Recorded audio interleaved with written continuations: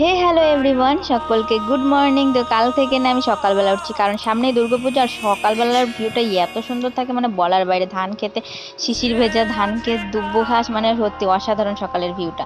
তো তারপরে এই তো রাস্তাতে একটু ব্রাশ করতে করতে হাঁটছিলাম, আর সকাল সকালে আমার একটা পার্সেল চলে এসেছে। পার্সেল দেখে তো পাড়ার কাকিমাদের অবস্থা, গ্রামে কার কার সাথে এরকম হয় বলো। মানে পার্সেলওয়ালা আসলে ওরা যে কি ভাবে কে জানে, মানে কোন ছেলে মনে হয় আমার বয়ফ্রেন্ড হাজবেন্ড কি যে ভাবে ভগবানই জানে। মানে এসে নিয়ে এমনি এমনি গিফট দিয়ে যাচ্ছে, এরকম অবস্থা। তো যাই হোক, খুলে মুলে ওরা দেখলো, দেখে নিয়ে মনটা তবু শান্তি হোক। তো আমি বলেছিলাম না আমাদের রাস্তা পাকা হবে পাকা হবে, আগে বলেছিলাম, তো ফাইনালি আমাদের রাস্তা পাকা হয়ে গেছে।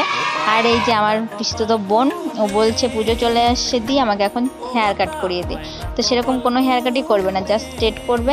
তো কি বলবো, আমি বলছিলাম যে 50 টাকাতে তারপরে করে দিচ্ছে, কারণ এটা পার্লারে গিয়ে কাটলে পরে মানে একটু শুধু কেটে দেবে, সমান করে নে, তার জন্য টাকা নেয়। তো এই তো ফাইনালি কেটে দিয়েছি, দেখো কত খুশি, মানে কি